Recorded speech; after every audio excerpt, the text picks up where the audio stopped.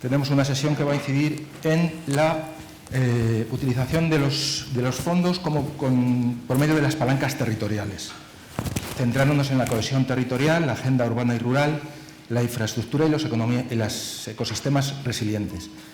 Tenemos a dos invitados a los que agradezco muchísimo su presencia hoy aquí y os voy a presentar a los dos para agilizar luego el tema. Tratáis vosotras vuestra presentación y damos paso al debate, que es lo que hacemos habitualmente.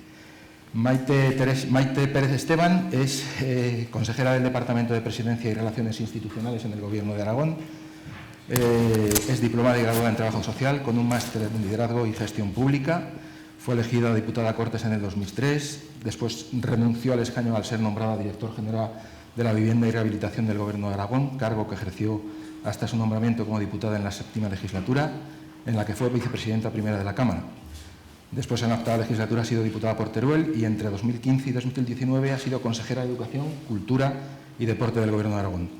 Y también, desde enero del año 2018, secretaria general del PSOE en la provincia de Aragón y, además, es secretaria de Reto Demográfico en la Comisión Ejecutiva Federal del Partido Socialista. En la provincia de Teruel. En la provincia de Teruel, perdón.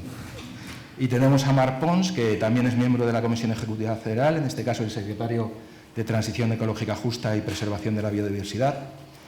Es arquitecto técnico, ingeniero técnico en obras públicas, ha sido director insular del Departamento de Ordenación del Territorio en el Consell Insular de Menorca, director insular de la Administración General del Estado en la isla de Menorca, ha ocupado el puesto de vicepresidente segundo y consejero de Ordenación del Territorio en el Consell Insular de Menorca también. Entre 2007 y 2008 fue vicepresidente primero, posteriormente fue presidente del Consell Insular, ha sido diputado en el Parlamento de las Islas Baleares y portavoz de Economía en el Grupo Socialista. Y además fue secretario general del Partido Socialista de las Islas Baleares del PSOE en Menorca. Y actualmente es director de gabinete de la vicepresidenta y ministra para la Transición Energética y el Reto Demográfico, Teresa Rivera, que tuvimos precisamente en los cursos de verano del año pasado. Así que, sin más, para agilizar el tema, le paso la palabra a Maite, que nos expondrá sus puntos de vista sobre este tema tan interesante. Muy bien. Bueno, pues muchísimas gracias. Buenas tardes a todos y a todas. Es un placer para mí venir aquí a este sitio tan maravilloso y abordar asuntos que realmente lo que hacen es profundizar en la importancia que es lo público, las políticas públicas como palanca para generar igualdad de oportunidades y desarrollo en nuestra sociedad y en nuestro territorio. Yo soy, en este momento, he sido, como se suele decir, cocinero antes que fraile. He sido parlamentaria, soy miembro del Gobierno de Aragón desde que en el año 2015 Javier Lambán es nombrado presidente, pero he sido también concejala de un pueblo de 250 habitantes y de la ciudad de Teruel. Es decir, conozco de alguna manera todo el entramado institucional que tiene nuestro país. Me toca abordar desde el puesto que ocupo y que honro a ocupar, que es la Secretaría de Reto Demográfico de la Ejecutiva Federal del Partido Socialista, abordar dos aspectos que me parecen, por difícil que sea en este momento, porque asistimos a una complejidad, yo creo que constante, a una contingencia permanente, creo que nos tenemos que acostumbrar a eso, con una pandemia terrible y ahora mismo con una guerra a las puertas de Europa que parecía impensable, ¿no? Seguramente hace unos meses. Bueno, pues ante esa situación de incertidumbre y de zozobra que evidentemente existe y que estamos viviendo momentos complejos, también hay momentos de oportunidad, de esperanza y de optimismo. Y yo querría decir, en primer lugar, que afortunadamente esta situación tan compleja que estamos viviendo, aunque sea muy difícil de gestionar, y Marc me entenderá perfectamente, en todos los niveles competenciales en este momento que hay en nuestro país, menos mal, y lo tengo que decir, que hay un gobierno sensible, que hay un gobierno que pone por encima de cualquier otro interés las personas. Desde luego, creo que no se podrían estar abordando esta situación de dificultad y de crisis si realmente hubiese otro proyecto político que, de alguna manera, invirtiera el orden de sus prioridades. Por lo tanto, hay una oportunidad en este momento para el medio rural, una oportunidad para esa parte del país, esa gran parte del país que ha estado, yo no sé si olvidada, pero sí que digo desaprovechada. No me gusta para nada ese concepto de España vaciada, lo odio, lo combato. y sin embargo yo me gusta hablar de la España desaprovechada, de la España de las oportunidades, que son muchos. Y desde luego, como agua de mayo han venido los fondos Next Generation, estos fondos que tengo que decir que hay que destacar el papel activo que tuvo el presidente del Gobierno y nuestro Gobierno en la Comisión Europea para que esto sea posible. Y creo que tenemos que decirlo con orgullo como país, al margen de lo partidista, como país hemos tenido a un Gobierno, a un liderazgo que realmente ha demostrado claramente que se pueden afrontar las cosas de otra manera y que desde luego es necesaria una inyección de lo público para fortalecer en este momento a las partes más vulnerables, ¿no? El reto demográfico, por contextualizar un poquito, vivimos en un país con 6.827 municipios, es decir, el 84% que tienen menos de 5.000 habitantes. El 84% de los municipios en España tienen menos de 5.000 habitantes. Y de esos, 4.998 menos de 1.000. El 62% de los municipios en España tienen menos de 1.000 habitantes. Es decir, 3 de cada 4 municipios y 29 de las capitales de provincia perdieron población entre el año 2010 y 2020. Hablamos de España, pero nos podríamos ir a otros puntos de Europa. Esto no es un caso aislado de nuestro país. Por lo tanto, yo creo que ante este contexto podemos hacer dos reflexiones. Por un lado, los fondos europeos son una oportunidad única para corregir esos desequilibrios que han estado marcando la tendencia de nuestro país a lo largo de los últimos años, y hablo de los últimos años por no casi referirme a los últimos siglos. Debemos identificar desde luego las vulnerabilidades territoriales que tiene nuestro país para que a través de las políticas públicas, yo soy una defensora ultranza de las políticas públicas y, por cierto, de la evaluación, pero eso sería objeto de otra charla, de la evaluación de las mismas, que la hacemos bastante poco, pero creo que es absolutamente necesario, pero de las políticas públicas, precisamente para corregir desequilibrios, para dirigirnos hacia un mapa de cohesión, y yo ya no solo hablaría de cohesión territorial, sino de cohesión socioterritorial, que creo que es la palabra que muchas veces nos puede faltar. Y, desde luego, si no conseguimos con los fondos europeos precisamente esa reconstrucción, esa corrección del desequilibrio que existe en nuestro país hacia las zonas rurales, pues nos habremos quedado sin ninguna duda a mitad de camino y habremos resuelto solo la mitad de los problemas. Por lo tanto, será prácticamente como no resolver nada y estaremos de alguna manera penetrando y fortaleciendo el mismo déficit que tiene en este momento nuestro país. Por lo tanto, la asignación de los fondos MRR yo creo que tienen que incorporar claramente un sesgo demográfico para que el dinero llegue al medio rural. Y es que además yo creo que se ha tomado conciencia del problema de la despoblación, del problema del reto demográfico, y lo ha hecho también la propia Comisión Europea, que en su último informe semestral dedicado a España recomienda que desde luego hay que reducir la brecha existente en nuestro país entre las áreas urbanas y las rurales, porque supone sin duda un estímulo para el crecimiento sostenible. Hablamos de sostenibilidad y claramente tener un territorio despoblado, abandonado, es lo menos sostenible que hay. Es decir, quienes están cuidando el territorio son las gentes del medio rural, son los cuidadores, los guardianes de nuestro territorio, e invertir y tratar de generar oportunidad y desarrollo y que esa gente siga viviendo en el territorio, yo creo que es una de las políticas más sostenibles que podemos hacer y, desde luego, generar una oportunidad y desarrollo económico. Yo creo que esto debe ser un proyecto de país, ni de gobierno ni de partido, un proyecto de país en el que todos tomamos conciencia. Los fondos Next Generation tienen distintas palancas que desde luego abordan directamente lo que es el reto demográfico, pero al tratarse de un fenómeno transversal que implica o debe de salpicar todas las políticas, hay otras muchas palancas dentro de los fondos Next Generation que dedican una parte indiscutiblemente a las zonas rurales o a las zonas menos pobladas. Pero las concretamente que afectan directamente al reto demográfico son dos. Una, la que es agenda urbana y rural, lucha contra la despoblación y desarrollo de la agricultura, que destina 375 millones de euros dentro del programa de regeneración y reto demográfico para la rehabilitación energética de edificios o subvenciones para proyectos singulares locales de energía limpia destinada a zonas rurales, o 260 millones de euros para la mejora y la sostenibilidad de las zonas de regadío. Ojo, creo que todo lo que tiene que ver con el sector agrario, con el sector primario, es absolutamente fundamental para sostener y mantener gente en nuestro territorio. La palanca segunda es la de infraestructuras y ecosistemas resilientes, y como reformas tienen 124 millones de euros transferidos a las comunidades autónomas precisamente para actuaciones de mantenimiento, de fortalecimiento, de regeneración de la red de parques nacionales, que es desde luego un foco de turismo y de atracción en el medio rural, y 180 millones de euros en distribución territorial para gestión forestal sostenible, otro elemento absolutamente vital de inyección económica en el medio rural.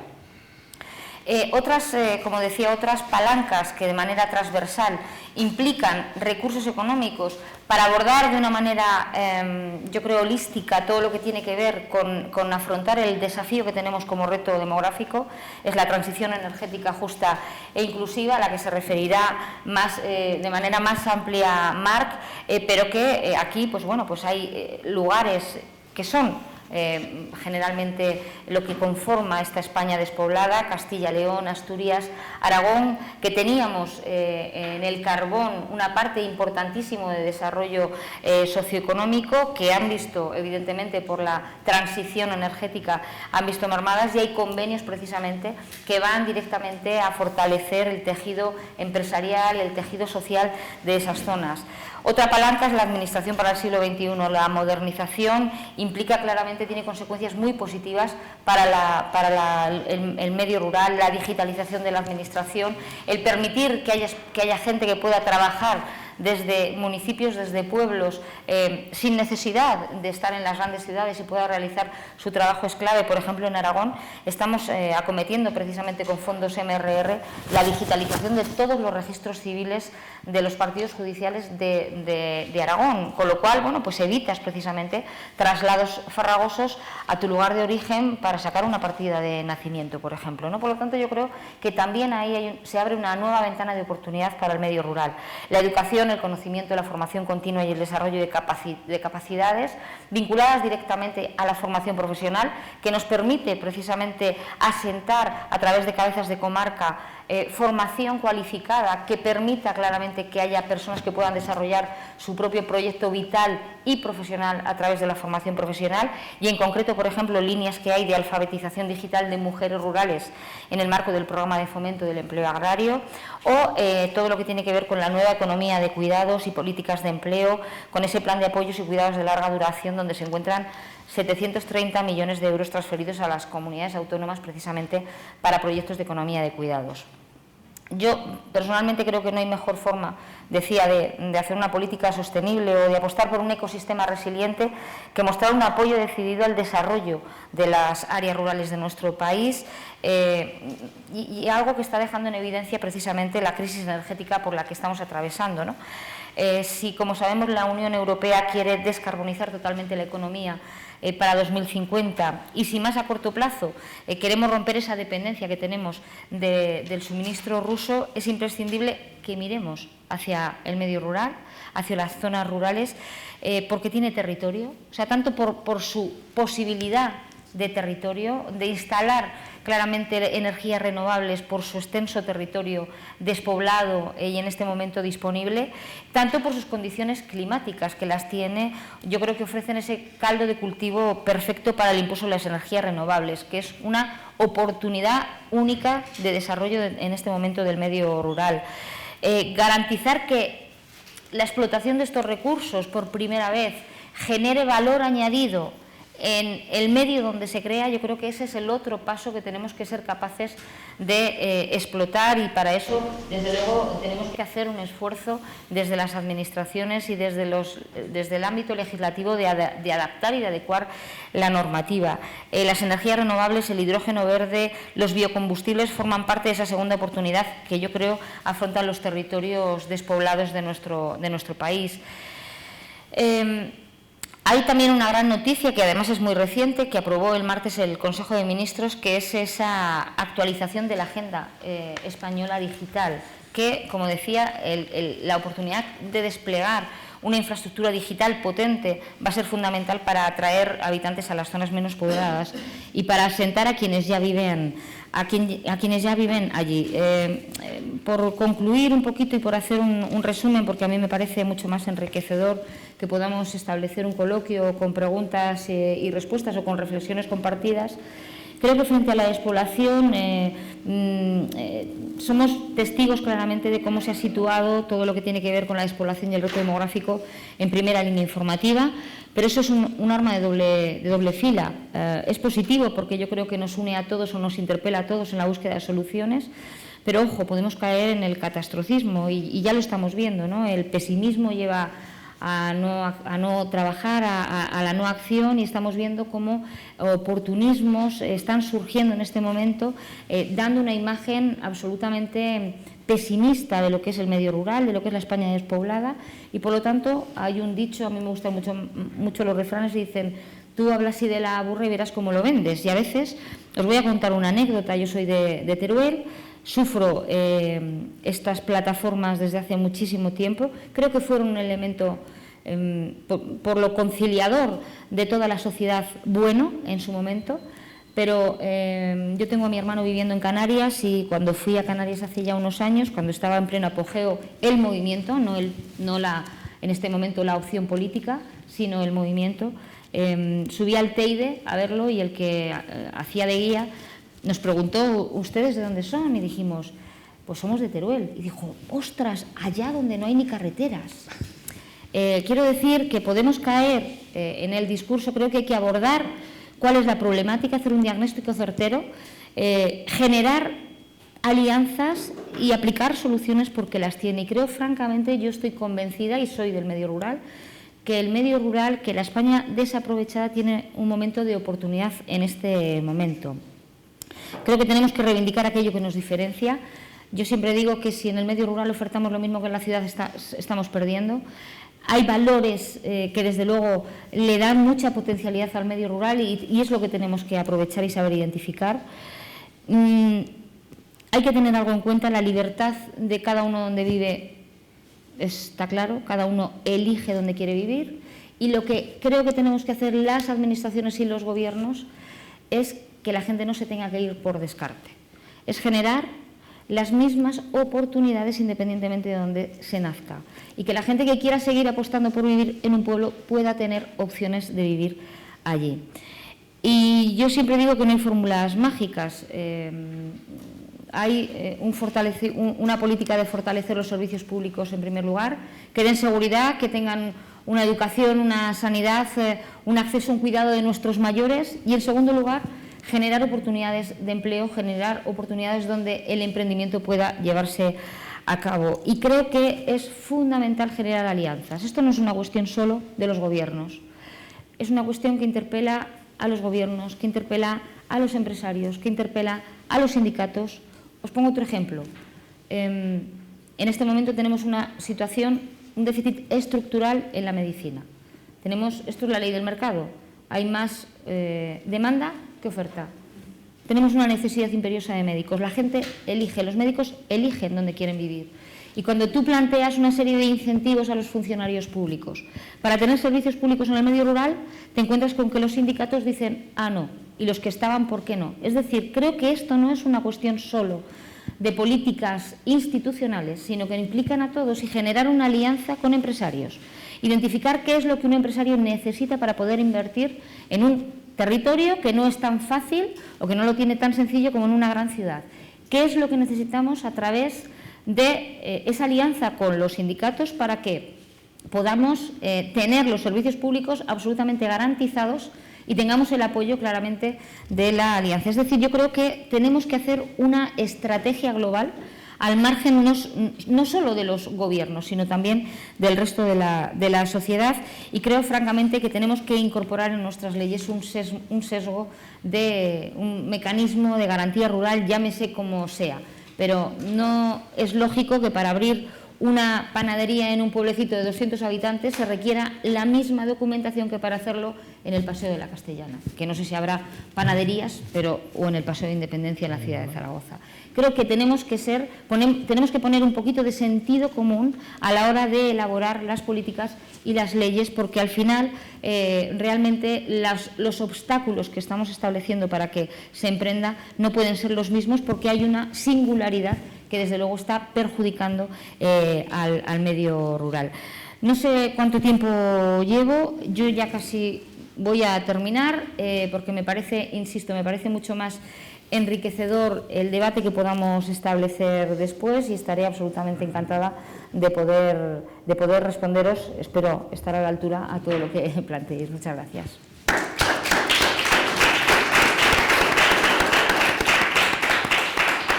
Cuando quieras, Mar. Sí, director. Muy buenas tardes a todos y gracias primero de todo por esta invitación, la oportunidad de poder estar aquí y de reflexionar de manera conjunta en torno a aquellas cuestiones que nos preocupan, nos ocupan y la verdad es de que de manera intensa le dedicamos muchísimos esfuerzos. Empiezo con una reflexión que también hacía Maite y que quizás partiría de esta idea, ¿no? Estamos ya a la vuelta de la esquina del primer cuarto del siglo XXI y este siglo XXI ya va realmente solo. Hemos pasado por dos crisis económicas de una magnitud que creo que en el siglo XX prácticamente no hemos visto, en menos de década y media. Hemos pasado por una pandemia sanitaria que nos ha obligado a encerrarnos en casa y que ni nos podíamos imaginar hace tan solo 3 años. Y esto, evidentemente, nos ha obligado a reubicarnos y a entender que las lógicas de funcionamiento, de razonamiento, nuestras prioridades o las que teníamos en el siglo XX y que movían y empujaban el mundo en el siglo XX, no son las mismas que estamos utilizando ni que necesitamos para seguir moviendo y empujando este siglo XXI. Y por delante tenemos algunos retos enormes. Maite hacía todo un análisis desde una perspectiva determinada que no era objeto de debate en absoluto en el siglo XX, y era qué pasaba con esta España que se estaba despoblando, que estaba perdiendo servicios y que el ciudadano grita con todos los derechos el de poder tener aquellos mismos servicios que se tienen en las grandes ciudades. Aquí hay un debate abierto. Yo planteo otro, imprescindible y en este caso a escala global, que ya no es discutido, iba a decir por nadie, siempre hay alguien que lo discute, pero en el que diría que hay un gran acuerdo a nivel científico, y es el hecho de que la estabilidad de la naturaleza, al menos a lo largo de estos últimos 10.000 años, que se había comportado de manera estable en cuanto a la parte del clima, en un momento determinado y como consecuencia exclusiva de la humanidad, del hombre, empezamos a provocar distorsiones que acaban suponiendo o repercutiendo en la rotura de determinados equilibrios naturales. Y esta rotura de equilibrios naturales supone o se explica con un calentamiento progresivo del clima y por tanto de la Tierra, que tiene fenómenos extremos con consecuencias que a día de hoy todavía no somos capaces de valorar o de mesurar realmente, porque va evolucionando, pero que se acabarán convirtiendo en incrementos del nivel del mar, que acabarán suponiendo fenómenos climáticos cada vez más extremos, con consecuencias evidentes, a los que o sabemos pararlos o nos vamos a encontrar realmente con verdaderos problemas. La ciencia lo explica de una manera muy clara, no hay discusión desde un punto de vista científico, sabemos qué provoca eso y los científicos también nos dicen y sabemos cómo se puede parar, y es dejando de hacer uso intensivo de los recursos energéticos derivados, en este caso, de los recursos fósiles. Necesitamos, por tanto, en buena manera, cambiar, no, pero modificar el sistema económico que tanto bienestar nos ha aportado en este último siglo y medio, modificarlo, y esa modificación, como decía antes, pasa por dejar de utilizar recursos energéticos fósiles y montar un sistema que nos permita mover el mundo, nuestra energía, a través de energías renovables. Solo por esta vía seremos capaces de atemperar, mitigar esos efectos en los que estamos inmersos. Esto marcará, ya está marcando, el debate, la hoja de ruta y la economía de todo el siglo XXI. El acuerdo no es solamente científico, podríamos decir ya que el acuerdo es también institucional. Todos los países del mundo en la COP de París en el 2015 se ponen de acuerdo, reconocen eso y se fijan los objetivos de modificar sus sistemas económicos, sus modelos energéticos, para precisamente evitar esta gran cantidad de emisiones que estamos lanzando a la atmósfera. De esa COP de 2015 vienen más, tuvimos en el 2021 la de Glasgow, en donde seguíamos fijándonos ahí determinados objetivos. Esto que digo ahora aquí, y que yo creo que en cierta manera podemos estar de acuerdo que a nivel ciudadano hay una cierta conciencia en torno a esta cuestión, podríamos decir también que hace 5 años o 6, con un gobierno del Partido Popular, ni era una prioridad, ni era una obviedad para ellos, y de hecho no suponía en ningún caso un elemento central y prioritario de la agenda política de la derecha. Tiene que llegar Pedro Sánchez, tiene que haber un cambio de gobierno en el gobierno de España y establecer ahí determinadas prioridades o determinadas cuestiones que van marcando en buena manera agenda.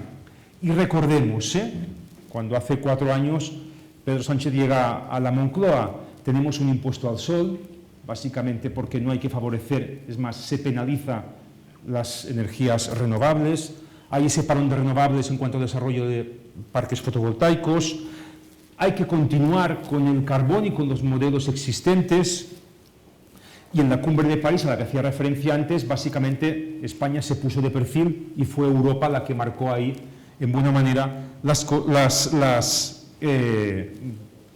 posicionamientos. Llega el Partido Socialista y fija un planteamiento diferente. Y aquí yo creo que Pedro Sánchez hace 2 reflexiones o 2 planteamientos que creo que son muy acertados.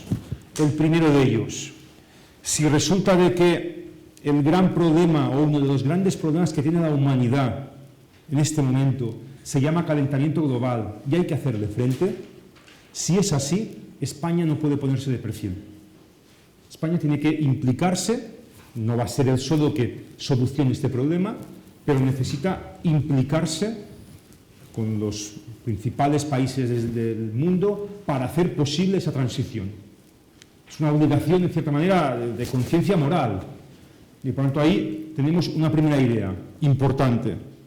La segunda, yo creo que también fundamental, si vamos a convertir esta lucha contra el calentamiento global como un gran desafío de la humanidad, hagamos de este gran desafío una oportunidad de país.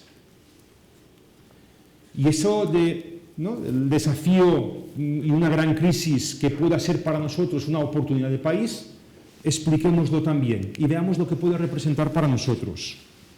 La primera de ellas, entendámoslo, nuestra economía, sin comprar barriles de petróleo o metros cúbicos de gas, está parada. No nos funciona y lo sabemos y hemos vivido así. Por tanto, nuestras balanzas comerciales dependen en buena medida de esta compra que hacemos permanentemente de energía. Si somos capaces de generar nuestra propia energía en nuestro propio país a costa de renovables, a costa de viento y sol, que tenemos mucho en este país, y ya no necesitamos comprar barriles de petróleo, inmediatamente nos estamos enriqueciendo. Económicamente estoy hablando ahora. Tenemos una oportunidad de mover economía, de generar competitividad de nuestra economía a través de la lucha contra el cambio climático. Ojo ahí, tengamos en cuenta esto. La segunda, la geopolítica se explica, la geopolítica mundial se explica en función de los en buena parte, en función de los recursos energéticos de los que dispone un país. Y en función de los recursos que tú tienes, tienes mayor, lo diré así, iba a decir poderío, tienes mayor capacidad de influencia en el mundo o no. Si resulta de que nosotros ya no tenemos que depender de terceros países y tenemos la capacidad de producir nuestra propia energía, no solo nosotros, el resto del mundo, la geopolítica en este siglo XXI va a cambiar. Y por tanto también nos interesa avanzarnos y ser de los primeros que produzcamos y ganemos en autosuficiencia, porque vamos a jugar un rol diferente. La tercera, evidentemente, es una oportunidad industrial, porque nos podríamos marcar la capacidad de producir todos los componentes que necesitamos para producir esa energía. Y por tanto toda una cadena de valor del sector industrial que es capacidad también económica y pulso como país. Y por tanto entendamos también eso, ¿eh? No solamente son balanzas comerciales porque dejas de comprar energía, es que tú ordenas tu sector industrial para que produzca tecnología que vas a necesitar después para no tener que depender tampoco de otros. Y eso también es muy importante. Y no estoy hablando de encerrarnos, ¿no? Estoy hablando de abrirnos al mundo, pero con una posición y unas fortalezas diferentes a las que hemos tenido hasta ahora. Y después hay una cuarta cuestión que yo creo que también es muy importante y que cambia el chip. Y es el hecho de decir, oye, es que ahora yo en mi casa me puedo producir mi propia energía, la que necesito. No solamente para que mi nevera, mi televisor o la luz del salón pueda funcionar, sino incluso mi propia gasolina, en el momento en el que tengo un vehículo eléctrico. Y eso es autonomía, es empoderamiento también de ciudadanía, a la hora de entender que no dependes únicamente de un mercado, sino que tú tienes una capacidad de producir. ¿De acuerdo? Todo esto hace que tengamos por delante, como decía, un reto enorme, que el gobierno lo marca, lo tiene clarísimo y empieza a trabajar con eso. ¿Qué hace? Evidentemente lo primero es suprimir el impuesto al sol. No hacemos impuesto al sol. Hacemos una ley de cambio climático que establece cómo vamos a llegar a 2050. A veces de que la política solo mira pensando en las próximas elecciones, no. Miramos en el muy largo plazo para hacer posible cambiar nuestro modelo energético y poder llegar a 2050 con esos objetivos que os decía antes cumplidos, sin tener la necesidad de comprar, lo simplifico así, un solo barril de petróleo. La ley de cambio climático aprobada ya, por tanto, es eso. Aprobamos un plan nacional integrado de energía y clima. Esto es qué energía vamos a utilizar, qué cantidad vamos a aportar ahí, y vamos a estudiarlas todas y analicémoslas todas, porque está la solar, la fotovoltaica, tenemos la biomasa, tenemos el hidrógeno, infinidad, no, limitadas, pero importantes todas ellas, y veamos cómo juegan con todo esto. Diseñemos una estrategia para cada una de estas cosas, y todo eso ya está hecho, trabajado y aprobado. Y cuando tenemos todo esto, nos surge otro gran desafío enorme que se llama la pandemia de la COVID-19, que genera una crisis económica enorme y que de esa crisis económica Europa reacciona con los fondos de recuperación, en buena parte liderados por Pedro Sánchez, y que hace 140.000 millones de euros, 70.000 millones de euros a fondo perdido. ¿Y cómo vamos a destinar esos 70.000 millones de euros? ¿A qué priorizamos? Y el gobierno también lo tiene muy claro.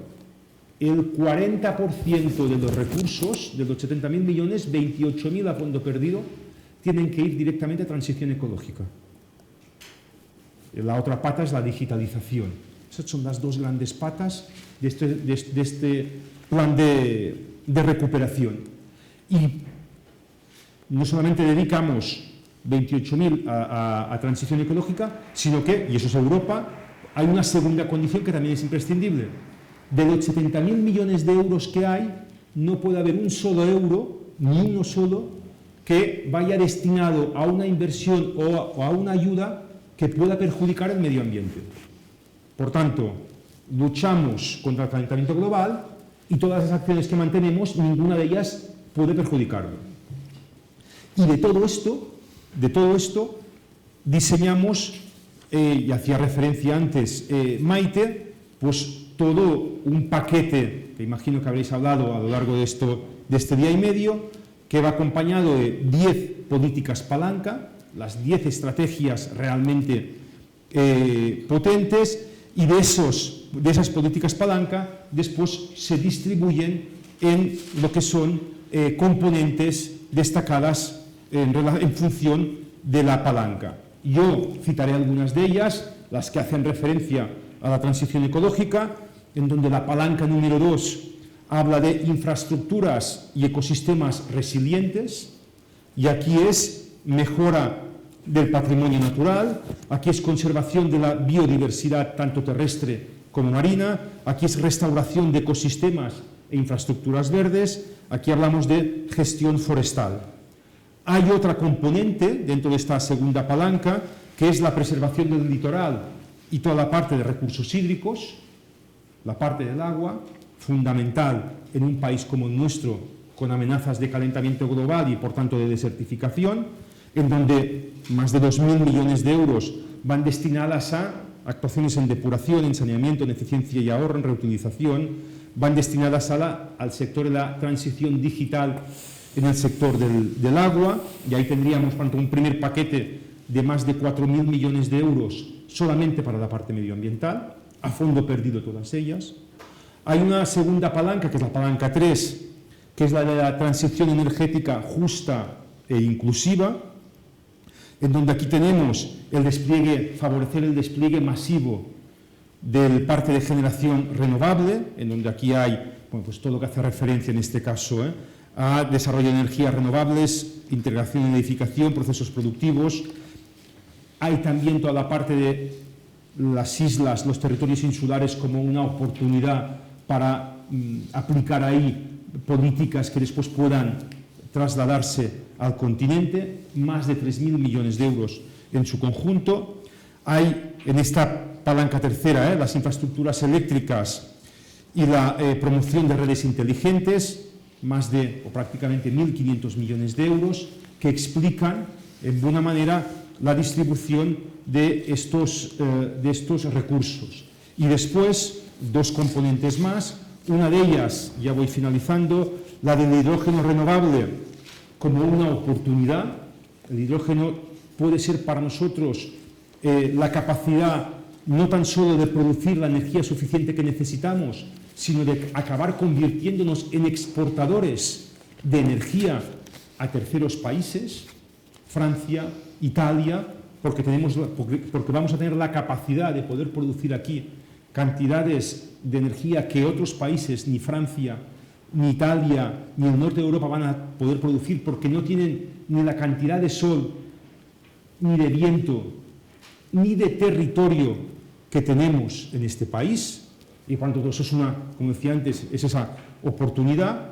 Y hay otra componente, que es la 10 en este caso, que es la estrategia de transición justa, a la que hacía referencia antes Maite, y que parte de esa reflexión, que es la de decir, oye, este cambio debería ir acompañado o debería de poder garantizar que los esfuerzos que tengan que hacerse sean proporcionales a la fuerza y la musculatura que tiene cada uno.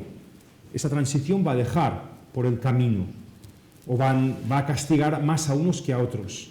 Y deberíamos hacerla de tal manera que quien tiene más fortaleza haga mayores esfuerzos y dedique mayores recursos. Y en cambio poder ayudar a aquellos que van a no a salir perjudicados, sino que necesitarán de hacer una transición en torno a todo esto. Hay 300 millones de euros únicamente para aquellos territorios que su economía está basada en el carbón, en la industria, la producción energética a través del carbón, y que necesita de ayudas económicas específicas para que el cierre de esas centrales de carbón no suponga no tan solo un perjuicio para ellos, sino que represente una oportunidad de reconversión económica. Yo aquí también querría poner eso en valor, pero creo que es muy importante, porque ya es una realidad. Todo eso que os explico ahora, la ley de cambio climático está aprobada y los recursos existen, ya hemos visto actuaciones que se han convertido a día de hoy en hechos reales. Y quizás el ejemplo más evidente sería este. En 4 años hemos reducido un 96% la producción de energía a través de carbón. Es decir, ya no necesitamos carbón, ya no ya no utilizamos carbón para producir energía.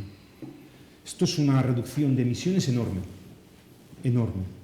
Y fijaos bien, eso es una reconversión en toda regla que hemos hecho sin conflictividad social, con tensiones, es cierto, pero acordémonos de reconversiones industriales, lo que supuso para determinados territorios en cuanto a tensión y a conflictividad.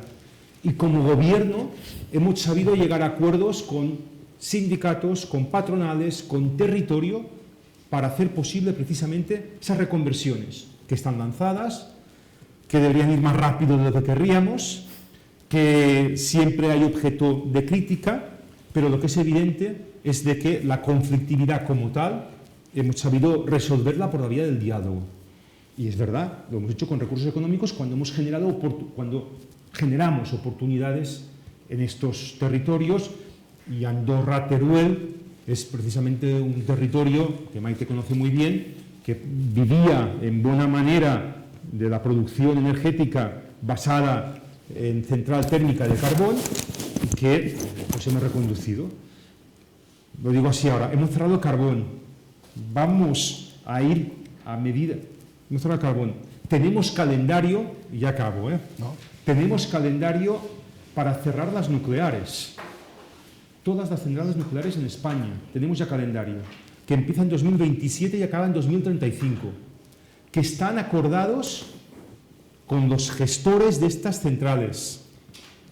Y por tanto, en 2035 ya no vamos a tener carbón para producir, ya no necesitaremos carbón para producir energía, ya no necesitaremos de uranio para producir energía, y hará falta en esos territorios dedicarles también recursos. Y el objetivo es, a medida o progresivamente, ir abandonando el gas, algo que ahora no podemos hacer, y que para hacerlo hay que ir incrementando cada vez más, como os explicaba, la producción de energías renovables. Entonces tenemos un diseño de incrementar producción a través de viento, de sol, mientras va reduciéndose la aportación de la energía a través de las centrales convencionales, que son las que acaban provocando esta cantidad de emisiones. Todo esto, y acabo ya, para acabar como empezaba, es el gran reto que tiene este país, al menos hasta el 2050, pero no solo este país, el mundo entero, Y vemos ahora, si todo esto era complicado, cómo la invasión de Putin sobre Ucrania ha generado todavía muchísimas más tensiones y ha dejado en evidencia a aquellos países que no estaban todavía haciendo el trabajo o tan preparados como hemos ido haciendo los deberes nosotros. Pero esto, en cualquier caso, es el gran reto, esto es uno de los grandes elementos que va a condicionar las decisiones de gobierno, las decisiones institucionales y económicas. Y fijaos bien, hemos colocado la naturaleza, los equilibrios de la naturaleza, los valores ambientales, en el eje central de nuestras políticas.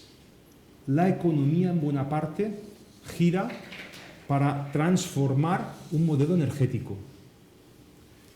Ese cambio tiene una consecuencia también sobre la salud humana, que el ciudadano cada vez pide más, y supondrá una transformación de nuestras ciudades en buena manera. Y ahora todavía nos parece que no es concebible, pero a partir de 2035, cierto, son 12 años y todavía queda, pero dentro de 12 años estaremos todos todavía, ¿no? Pues dentro de 12 años ya sabemos que vayamos al concesionario al que vayamos, no podremos comprar un vehículo de gasolina, ni diésel, ni de motor de ningún tipo. Europa ya lo ha prohibido. ¿De acuerdo? Y todo eso es una transformación de modelo de nuestra industria, de todo el componente en buena manera industrial. Este es el momento que nos ha tocado vivir. Y a España no nos ha cogido, esta transformación no nos ha cogido a contrapié. Al revés. Esta transformación, esta oportunidad, esta transformación del mundo nos ha cogido con el pie en el puesto donde tocaba, preparados y con un gobierno, con un presidente y una vicepresidenta que están tan convencidos de eso que quieren hacer precisamente de este gran desafío y de esta gran crisis una oportunidad para que España pues, se fortalezca y repercuta en beneficio de todos los ciudadanos. Y acabaría aquí con la intención de abrir debate, si lo estimáis oportuno. Muchas gracias.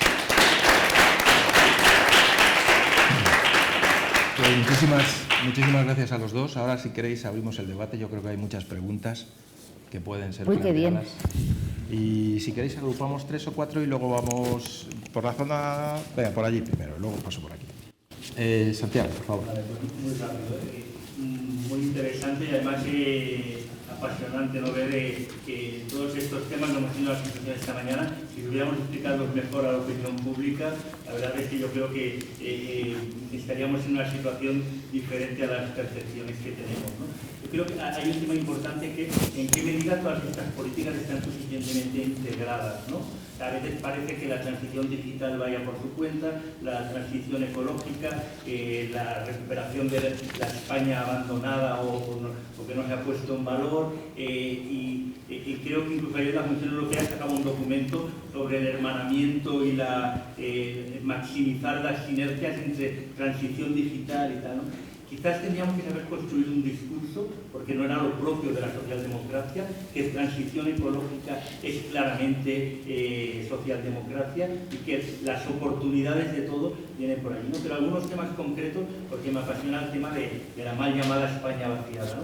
Creo que aquí tenemos una oportunidad para, en zonas de transición que rompen todas las lógicas nacionalistas, poder aplicar políticas innovadoras. Pienso, por ejemplo, tú que decías, Teruel, ¿no? Toda la zona del Maestrazgo, los puertos, el sur de Tarragona, el norte de Castellón, la antigua diócesis de Tortosa, que queremos, pero que casi cogiendo hasta Jabalambre. Ahí tenemos una oportunidad, yo creo, de innovación en temas de producir biometagás, de industria del vino, de industria del aceite, etcétera y tal, que puede tener un potencial altísimo, pero que además de repente colaboran Diputación de Tarragona, de Castellón, de Teruel, involucramos la Universidad de Castellón en la de Tarragona, no sé qué, y rompemos muchas lógicas en una idea de una construcción de un modelo de España diferente, ¿no? Yo creo que aquí tenemos muchísimas oportunidades, ¿no? Y luego, en cierta manera, cuando hablamos de la tensión entre lo rural y lo urbano, yo creo que esta se ha difuminado mucho, ¿no? Al final lo que estamos hablando es de poder vivir en el medio rural con las mismas oportunidades y calidad que en el medio urbano. De hecho, hemos construido una cultura urbana de lo rural, ¿no? Ya no es la vieja cultura con sus horarios, con sus formas de entender, etcétera. Y quizás tendríamos que explicarlo que al final lo que hemos hecho es un país más grande, que tenemos la oportunidad de vivir con mucha más calidad, mucho más cerca del medio natural, mucho mejor para la salud, con economía de kilómetro cero, sin necesidad de estar aislados, de tener menos oportunidades, de tener dificultades de escolarización, de aprendizaje, etcétera, sino que las mismas oportunidades. Yo creo que aquí el gran reto es el 5G en todo el territorio. Creo que en esto, no sé, también hay avances interesantes, ¿no? Casi más una reflexión que unas preguntas. Si queréis otra pregunta, sí, porque ya has hecho varias, sí. Por favor. Sí. Bueno, mi nombre es Lola Rillado, soy también como Maite vivo en el mundo rural, en la zona de Ávila, los pueblos que están investigados. Bueno, sabemos, como antes ha dicho Omar, que los fondos de la Next Generation efectivamente están premiando todo lo que positivice el medio ambiente, pero luego lo que nos encontramos realmente hoy, ayer, desde ayer, es que nos está llegando todo el mundo rural de las minas al aire, hacia el abierto, con lo cual son zonas de Natura 2000, por lo cual nos estamos cargando también, nos están llenando de macrogranjas, por lo cual nos estamos cargando todo el tema de los acuíferos.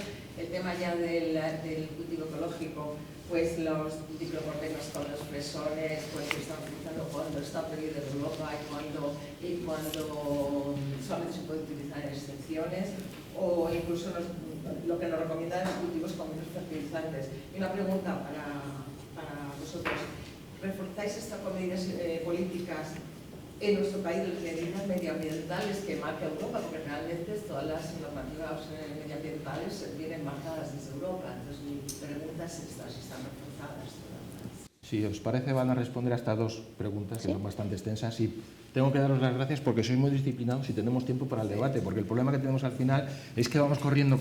Entonces hoy disponemos de más tiempo, lo vamos a hacer con más calma. Si queréis responder a las preguntas de Santiago y Lola. ¿Te parece, Marc, que empiezo, Sí, que empiezo por yo? supuesto. Santiago eras, ¿verdad? ¿Eres de cerca de...? Soy del senador por Tarragona. Ah, vale, claro, pues cerca de... somos fronterizos, ¿eh? Bueno. Vale, bueno. Tres cosas que me parecen importantes y que yo creo que has dado en el clavo. En primer lugar, la coordinación, la coherencia que le damos a todas las políticas y la actualización de nuestro discurso socialdemócrata. Yo me considero socialdemócrata de libro, me considero del partido, soy afiliada a este partido desde hace más de 30 años y me considero socialdemócrata de libro, pero tenemos que ir incorporando, esto no es un libro estático, sino ir incorporando la realidad que nos va acompañando y actualizando nuestro discurso y, por tanto, nuestras políticas y nuestras prioridades. Creo, francamente, que estos fondos europeos, el Mecanismo de Recuperación y Resiliencia, los Next Generation, son la oportunidad para integrar de manera coherente todas estas políticas públicas que están abarcando esta realidad o este compromiso de hacer una España social, digital y verde. Yo estoy en un gobierno que desde el año 2015 acuñamos Aragón social, digital y verde. Digo, es una especie de visionario, ¿no? Pero que hemos, desde luego, implicado todas las políticas absolutamente coherentes en esas tres ideas. Y creo, francamente, que el Mecanismo de Recuperación y Resiliencia nos da la oportunidad de darle un discurso, de dar un relato que absolutamente alinee todas estas estrategias que están de alguna manera concentrando y diseñando desde los fondos europeos. Me decías que el medio rural es una oportunidad para la innovación. Yo creo que la innovación va estrechamente vinculada a lo rural. Os voy a poner un ejemplo que pasó en un pueblo de Teruel que a mí me encanta porque dices, de la necesidad se hace virtud y cuando hay dificultades pues le das vueltas a la cabeza a ver cómo puedes. En un pueblecito que hay en la Sierra de Albarracín que se llama Bronchales, que si no lo conocéis os invito a ir porque es una maravilla. El carnicero, en verano, bueno, es un pueblo que tiene creo que en torno a 300 y pico habitantes en invierno y en verano puede tener en torno a 15.000, 16.000 habitantes. Pues el carnicero, está la carnicería y al lado el bar. Puso un aparato de turno, de buscar el turno, en el bar. Cogía la gente el turno, se iba a echarse la caña y la cerveza al bar. Como había una cola impresionante en verano para comprar la carne, pues se tomaba la cerveza y el café en el bar y veía perfectamente cuando le tocaba y se pasaba. Esto es un ejemplo, pero es un ejemplo en una escala muy pequeñita, pero que al carnicero le iba genial y al de la cafetería y al del bar le iba fenomenal. Es decir, la innovación en la educación rural es innovadora de lo más. Mezcla, se arriesga. Por lo tanto, es una gran oportunidad y lo están haciendo en el sector agroalimentario, claro que sí, producir productos de calidad, de kilómetro cero, que estamos hablando, del entorno más inmediato y más rural. En materia, hablaba también la compañera, todo el tema de las granjas. Yo rompo una lanza, al menos en el sector primario de mi tierra. En Aragón la gente se está esforzando en hacerlo muy bien.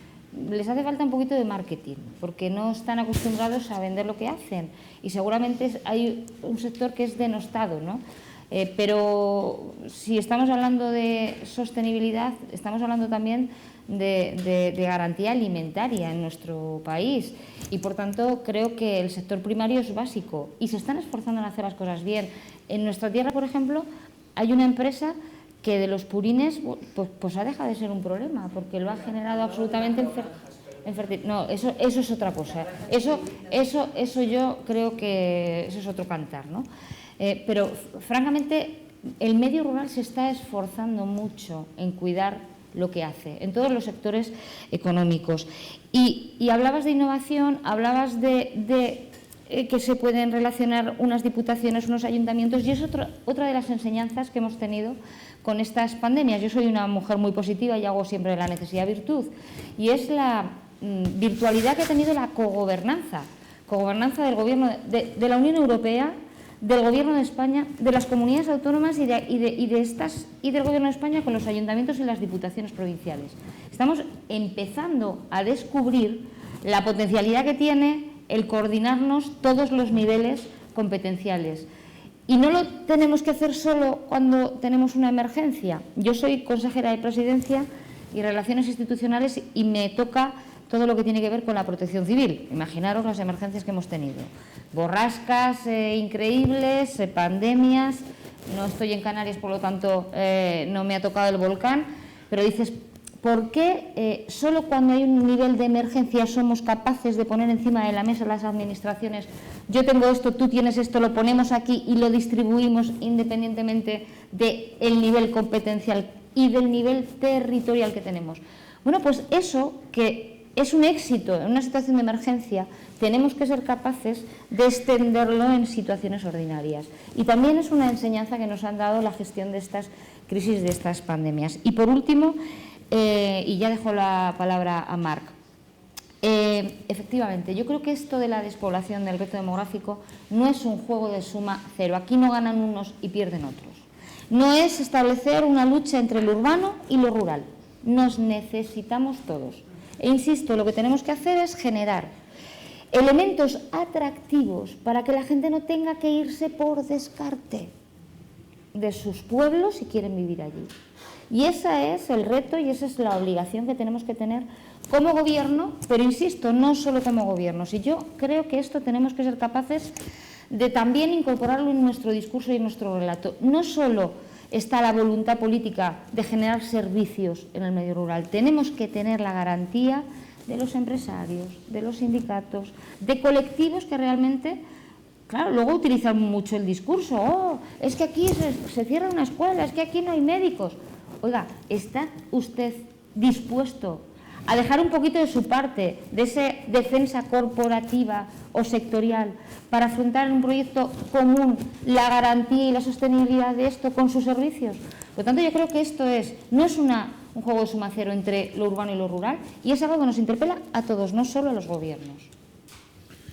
Yo comparto toda la reflexión de Maite, además esta idea del win-win, que también es muy importante y haré referencia ahora a ella.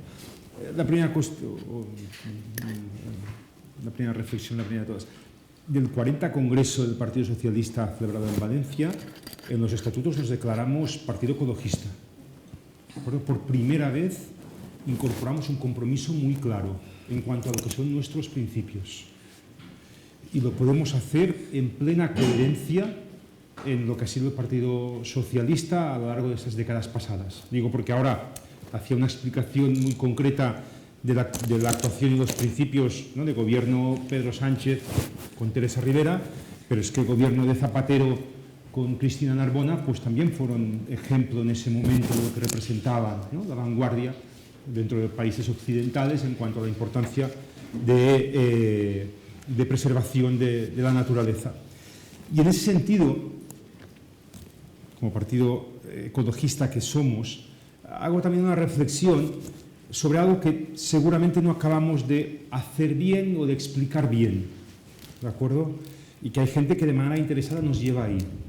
Parece a veces que hay una especie de dicotomía o de enfrentamiento entre la agricultura y el medio ambiente, en donde el medio ambiente está castigando, prohibiendo o no permitiendo que el sector, digo la agricultura, el mundo rural, digo en términos más amplios, parece que hay gente que quiere ver que una cosa está perjudicando y se generan ahí determinados debates.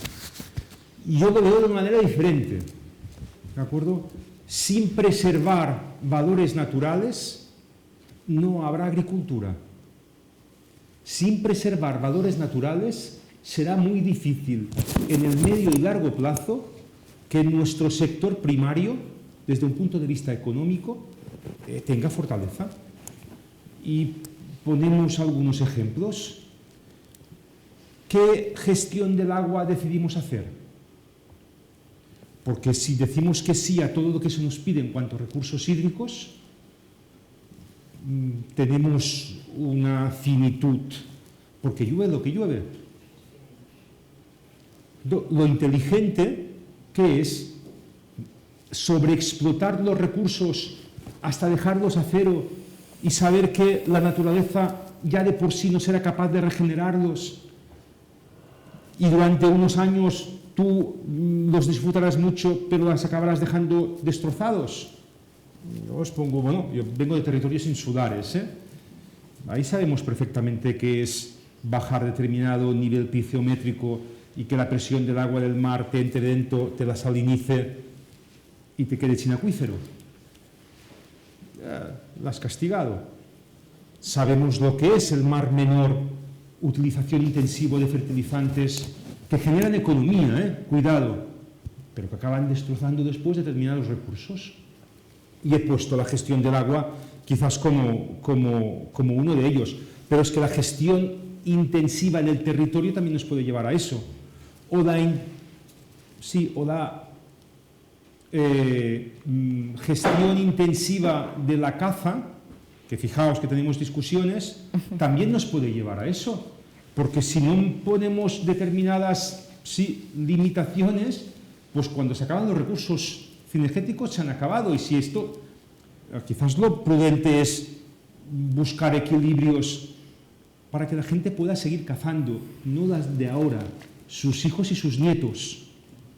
Pero necesitamos limitaciones, porque si esto es que cada uno haga lo que quiera, cuando quiera, yo puedo entender que alguien de nada interesada, pienso en la ultraderecha que hace de todo esto un caballo de batalla, tanto algo no estamos haciendo bien tampoco. Cuidado, aquí no venimos a tirarnos flores, venimos a poner la realidad sobre la mesa. Creo que en espacios como este tienen que favorecer esto. Pero lo que sí que es evidente es necesitamos de valores naturales para garantizar que nuestro sector primario tenga un largo recorrido en el tiempo, y eso es fundamental.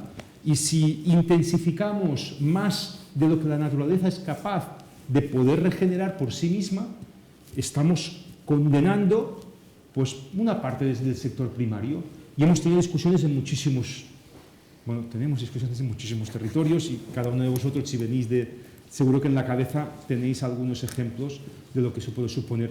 La gestión de las macrogranjas, evidentemente, también puede ser quizás otro elemento de lo que es intensificar, ¿no?, por encima de, y a la respuesta de si nosotros nos hacemos nuestras las directivas, o no tan solo nos las hacemos nuestras, sino que vamos impulsando en buena manera el diseño de los planes hidrológicos. En este momento pues ha supuesto un cambio diferente, caudales ecológicos. Oye, necesitamos que el río tenga a lo largo del año, en cualquier momento, un mínimo de caudal suficiente, porque es que si no lo tiene, estás alterando el ecosistema que vive natural, que vive pendiente de eso. Por lo tanto, claro, la gente pasa, yo podría coger toda esta agua pero entendéis en cualquier caso esta idea. Por lo tanto, yo aquí diría, no perdamos de vista la importancia de lo natural, no hagamos de ello, cuidado, una especie de apología que parezca que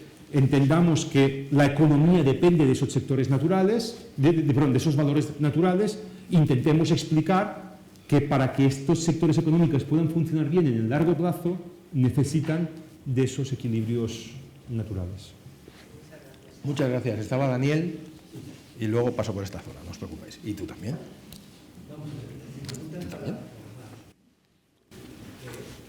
Yo llevo oyendo hace muchos años pues, el asunto este del cambio de los modelos energéticos.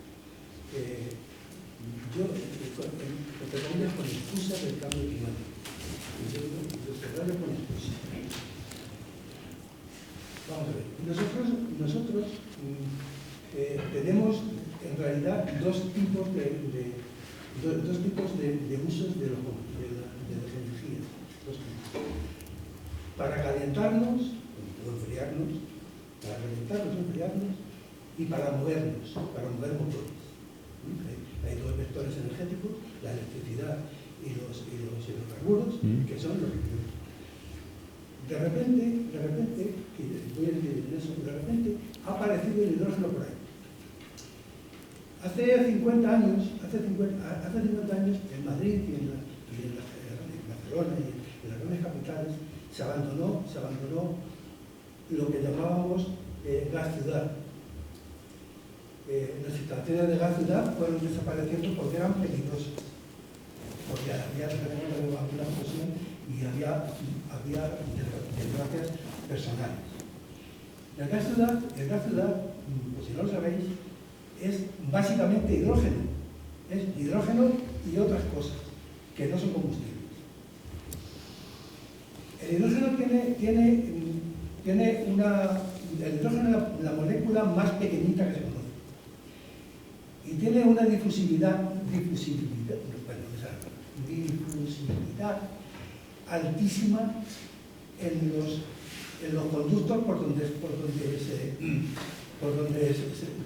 cura, que suelen ser acero o hierro fundido acero.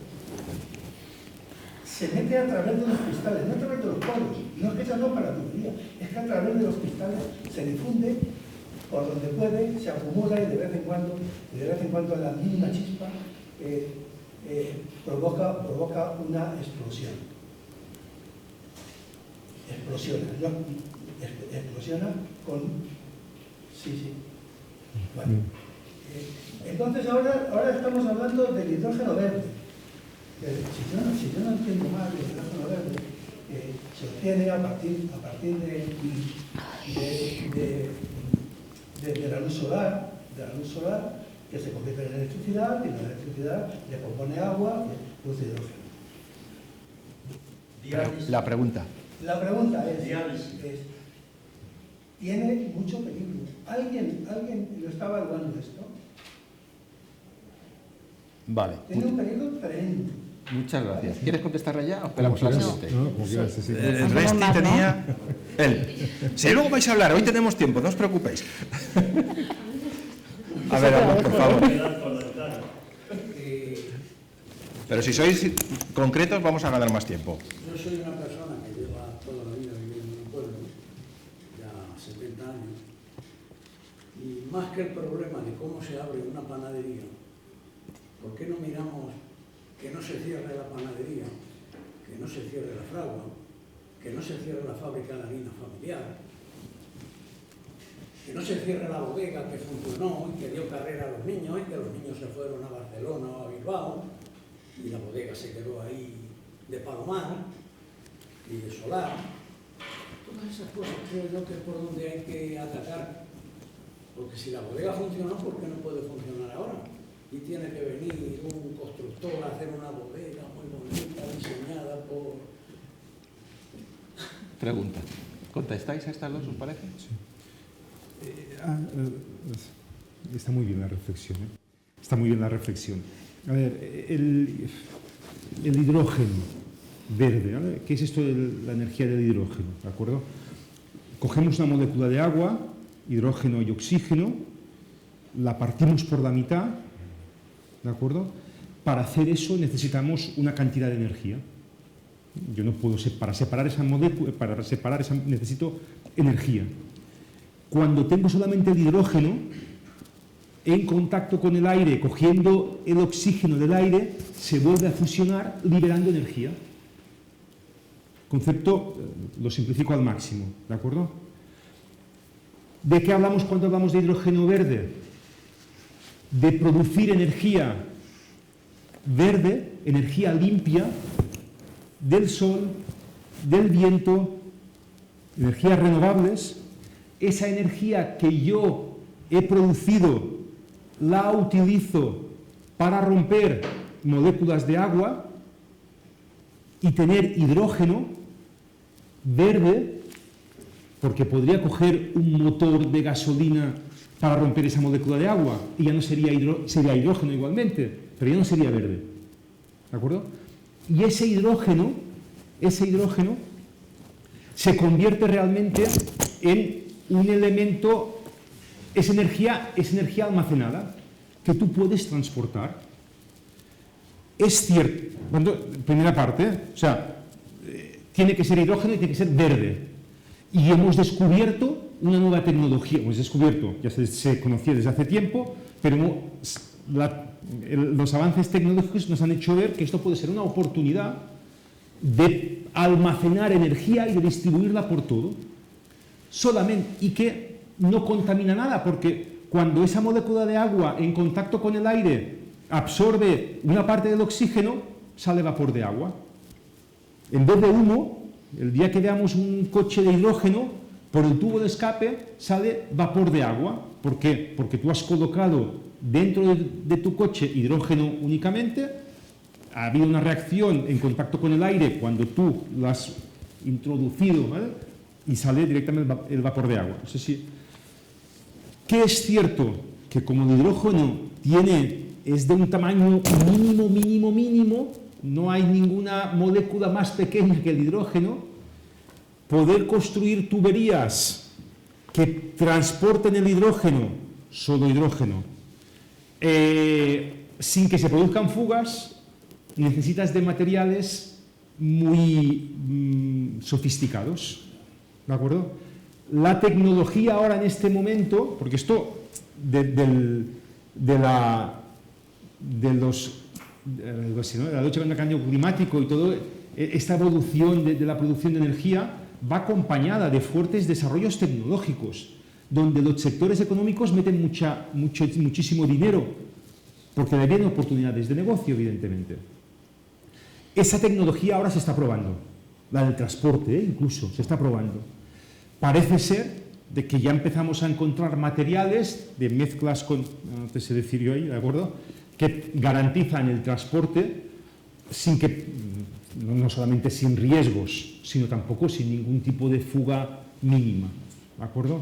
Entonces, ya estamos a nivel tecnológico como lo suficientemente evolucionados o preparados como para poder producir el hidrógeno, separándolo de las moléculas de agua, poder transportarlo y después poder unirlo de nuevo con moléculas de oxígeno para generar esta energía. ¿No? Aquí es donde estamos. ¿Hay algunas dudas? Sí, todavía hay dudas, por supuesto, te digo que no. Mira, creo que dentro de 2 semanas en Bilbao se construye, estará finalizada a final de año, creo que es la primera tubería en España de 1,5 kilómetros, ¿vale?, con todos los estándares garantizados para transporte de hidrógeno, será verde. Y yo conozco de empresas diferentes que tienen realmente bancos de pruebas, cogen canalizaciones de gas, les hacen ahí, en fin, las 1000 gamberradas posibles con hidrógeno, con tubos, y poco a poco pues, van descubriendo que está funcionando mejor y que no. Que es evidente, no se va a estandarizar ningún tipo de tecnología que no dé todas las garantías de suministro y de seguridad, por supuesto, a los ciudadanos, ¿no? Yo algo más sencillo, bueno, más sencillo no lo sé, no tan técnico seguramente, porque la reflexión que hacías, ¿te llamas, perdona? Manolo. La reflexión que haces pues es absolutamente normal, es decir, lo importante en este momento del medio rural es que no solo que lo ideal es que atraigamos, ¿verdad?, nueva gente, sino que no se vayan. Para eso, como digo, las políticas públicas de tener servicios públicos de calidad, es decir, que la gente que ha apostado por quedar a vivirse en su pueblo tenga una escuela. Nosotros mantenemos escuelas abiertas con 3 niños. Con 3 niños. Y eso es una apuesta política, eso es un compromiso, es una prioridad. Tener una plaza abierta en un pueblo frente a la ciudad de Zaragoza cuesta 3 veces más. 3 veces más. Por tanto, el fortalecimiento, el asegurar a través de la garantía de los servicios públicos, desde luego es un aliciente para que la gente que allí viva diga, oye, es que yo al menos tengo cubierto. A través de políticas públicas de discriminación positiva, estamos haciendo, el Gobierno de España tiene 130 medidas de reto demográfico y de manera transversal más de 4.000 millones. Con los MRR y más de 10.000 en todo lo que es la estrategia. Los gobiernos autonómicos, y tengo que decir, los del PSOE, también lo digo. Y aquí hago una reflexión abierta hacia la intervención anterior. Yo decía, yo me reivindico como socialdemócrata porque creo que conecta claramente con una gran mayoría social en nuestra sociedad. Porque lo que reivindicamos, creo que se identifica una mayoría social, que es lo que hemos sido siempre el Partido Socialista. Entonces, cuando hablamos de esto, cuando estamos en las instituciones del Partido Socialista, pues intentamos poner en el centro de nuestras políticas, en el frontispicio, mejorar la vida de la gente. Y estamos haciendo, Castilla-La Mancha fue la primera comunidad autónoma que ha hecho una ley del medio rural. Nosotros en Aragón la tenemos en el Parlamento y hablamos, fijaros, el nombre, porque es que la forma es parte del fondo. Hablamos de ley de dinamización del medio rural. No queremos victimizar al medio rural. Y hemos generado medidas de discriminación positiva con fiscalidad diferenciada, analizando cuál es la debilidad, porque dentro de la comunidad no tienes la misma situación de una parte que de otra, y por tanto tenemos que analizar de manera muy pormenorizada cuáles son las necesidades de cada sitio. No puedes hacer un café para todos. Y hemos incorporado. Pero voy a ser tremendamente sincera, porque lo soy, y porque soy, yo creo que luchadora desde que nací y militante activa de aquello que creo. Y no nos podemos hacer trampas al solitario.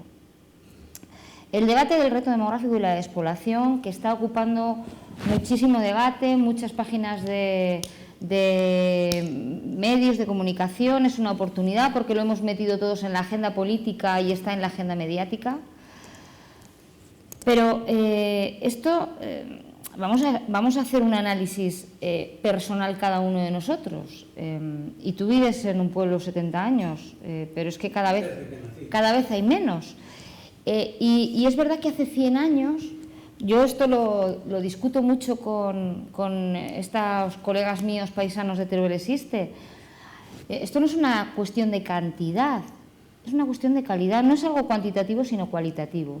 Y hace 100 años, yo al menos en mi provincia, en los pueblos de mi provincia, vivían a lo mejor el doble. ¿Pero cómo vivían? ¿Cómo vivían? Mucho peor. Mucho, mucho peor. Por lo tanto, yo creo que tenemos que ser también sinceros a la hora de abordar este debate, para no hacernos trampas al solitario y para no generar frustraciones equivocadas. Y lo dice una que tiene su despacho en Zaragoza y va todos los días y vuelve a Teruel. Me hago 1 hora 40 minutos, todos los días. Y vivo en una ciudad de 35.000 habitantes, no vivo en un pueblo. Pero conozco bien la realidad de los pueblos. Entonces, quiero decir que no nos hagamos tampoco trampas al solitario. Tenemos lo que tenemos y esto no es una cuestión de meter gente por meter. ¿Qué creo que está pasando ahora?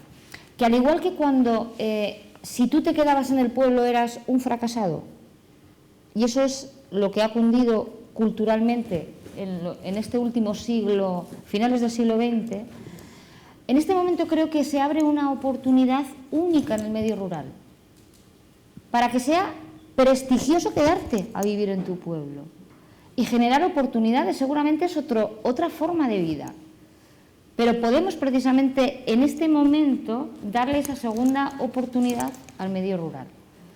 Insisto, creo que permanezcan los negocios tiene que ser una apuesta de política pública, de ayudas, de esa discriminación positiva, de atraer con la misma manera, pero de verdad, hagamos una reflexión. La gente elige dónde vive. El acceso a la cualificación de la gente, a que la gente estudie, pues ha llevado a elegir otro tipo de opciones vitales. Nosotros somos un grupo de 7 amigas y hemos vuelto a Teruel, salimos todas a estudiar fuera. Hemos vuelto a Teruel 2, porque hemos querido. El resto no ha vuelto porque no tiene oportunidades, sino porque ha elegido vivir en una gran ciudad, que es la realidad del resto. Estas son reflexiones que yo creo que viene bien también para hacérnosla, ¿no? en la vida personal. ¿Eso quiere decir que nos conformemos? Te aseguro que estás hablando con una inconformista total. Y Marc me conoce bien. Pero también creo que tenemos que ser honestos y sinceros, insisto, para no hacernos trampas y para evitar frustraciones a futuro. Muchas gracias. Está Víctor, ¿tú querías hablar?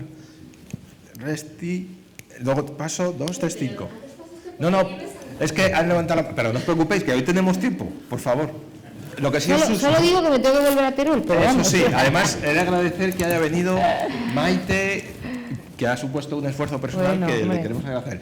Pero vais a poder hablar todos. Eso sí, las preguntas cortas. Cuanto más cortas, más damos tiempo a los demás. Igual nos alargamos mucho la respuesta, ¿eh? También Para pedimos vosotros no os voy a disculpas. decir nada. Bueno, vamos a intentar ser Venga, breves. Víctor, por favor. Maite, mira, habéis hablado de que costaba lo mismo hacer una panadería o menos trámites administrativos en Madrid que en Zaragoza. Hace poco leí o vi que se hacía en Aragón, un amigo mío, que se llama Liberar de Formación, hizo la ley de simplificación administrativa. No sé si esto tiene algo que ver. Luego, en Aragón, ahora vemos desde hace muchos años una cosa que se llama la baja autoestima. Teníamos baja autoestima en Aragón, en Teruel, ya no te digo. Entonces, ¿qué pasó? Que empezaron a hacer macroproyectos como la Expo 2008 y eso se llamó la otra. Pero ¿qué pasa? Yo que estoy de Zaragoza, cuando oigo que se hace un proyecto que atrae gente, inversión y trabajadores en Zaragoza, digo, bueno, es como si España ganara el Mundial. Pero cuando me entero que pasa en Teruel es como si en Zaragoza ganara la Champions, ¿vale? ¿Y qué quiero decir con eso? Es verdad.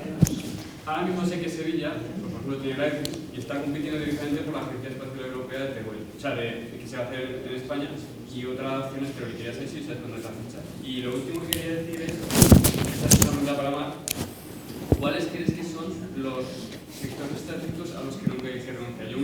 Yo has dicho uno que es la energía, porque lógicamente gastamos el 80% de la energía que se produce en España se hace por la quema de combustibles fósiles. Otro es la alimentación, porque tenemos que fabricar nuestra comida, porque si no dependemos mucho. Y otro sería la economía, porque por ejemplo en Zaragoza tenemos mucha logística, pero si, como está pasando en Amazon, ya han dicho que traemos de China todo lo que importamos y resulta que eso no se puede producir porque hay un COVID muy bestia, que me resuman cuáles son los 5 o 6 sectores clave que tendríamos en España. Perfecto, venga. Resti, esquemáticamente, por favor. Yo quería hacer planteamientos sobre el tema de la vertebración de las políticas de cohesión territorial, urbana, etcétera, desde el punto de vista institucional, con el ciudadano normal de un pueblo pequeño. Es decir, como un ciudadano de 60, 70, 80 años, a ese ciudadano, cómo le llega la información, cómo se siente integrado en esta problemática, cómo está sintiendo y viviendo el tema de los fondos con el tema ecológico, etcétera, etcétera. Y entonces yo no tengo la menor duda de que desde los gobiernos autonómicos se está trabajando o estáis trabajando intensamente. No pongo en duda la cuestión, pero lo que no tengo claro es de la manera que se está llevando. Yo también vivo en un pueblo y yo no veo que esto esté claramente llegando al pueblo, aunque se escucha a veces en noticiarios nacionales y tal, pero para el ciudadano corriente creo que necesitaría estar encarrilado, necesitaría estar integrado, donde le llegue la información y pueda participar y pueda aportar. Porque efectivamente es importante el tema de las empresas, los sindicatos, etcétera. Pero luego después, esto tiene que llegar un momento en que la gente tenga que votar y el ciudadano que tiene información y es consciente puede votar en una línea o en otra. O puede salir luego partidos territoriales, etcétera. Entonces, era eso lo que quería. ¿Respondéis a las dos? ¿Os parece? ¿Rápido? Venga. Empezando por el final, conectar con el ciudadano, que al final es, si no le llega al ciudadano, pues podemos estar haciendo maravillas, pero nos estaremos equivocando. Siempre nos pasa, yo creo que esto es algo típico y que cuando analizamos la estrategia política a todos los niveles, y lo estoy viendo ahora que soy de la Ejecutiva Federal, ayer tuve Ejecutiva Regional y hablábamos lo mismo. Qué mal comunicamos, tenemos un problema de comunicación, tenemos poca ayuda de los medios de comunicación tradicionales, pero creo que hay redes. Nosotros tenemos que aprovechar precisamente la red que tenemos en el territorio, esa red a través de los ayuntamientos, a través de las diputaciones provinciales, que otras opciones políticas no tienen, y que desde luego para nosotros es vital. El papel del ayuntamiento es esencial, creo que lo tiene claro el Gobierno de España y desde luego las comunidades autónomas lo tenemos clarísimo porque estamos trabajando constantemente en estrategias cooperativas con la administración local. Yo soy consejera también de todo lo que tiene que ver con la administración local y yo no puedo decir, pero que todas las semanas hablo con el presidente de la Federación Aragonesa de Comarcas. Nosotros en Aragón tenemos además las comarcas, ayuntamientos y provincias. Es decir, es absolutamente clave no solo trasladar la información, sino, ojo, contar con la participación de los ayuntamientos para diseñar las políticas, es decir, de abajo arriba.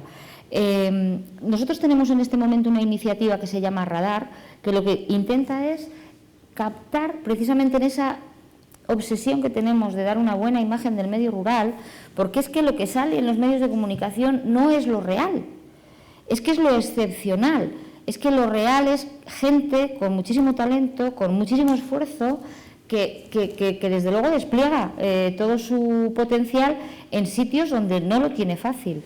Y tenemos una iniciativa que precisamente lo que intenta es conectar con el tejido asociativo, con el tejido empresarial del medio rural, en el que de alguna manera se identifican aquellos proyectos innovadores y se le da una visibilidad, se entregan una serie de reconocimientos y de premios y la verdad es que está yendo muy bien. Hablabas de la ley de agilización administrativa. Yo creo que cuando hablamos de la socialdemocracia y de incorporar en nuestro relato todo lo que tiene que ver con la transición, con la sostenibilidad de nuestro medio ambiente, tenemos que abordar qué hacemos con las administraciones, con la burocracia. Nos hemos metido en una nebulosa o en una vorágine en la que si la Unión Europea nos hace recomendaciones, el Gobierno de España da un punto más de esa recomendación, es decir, exige un punto más.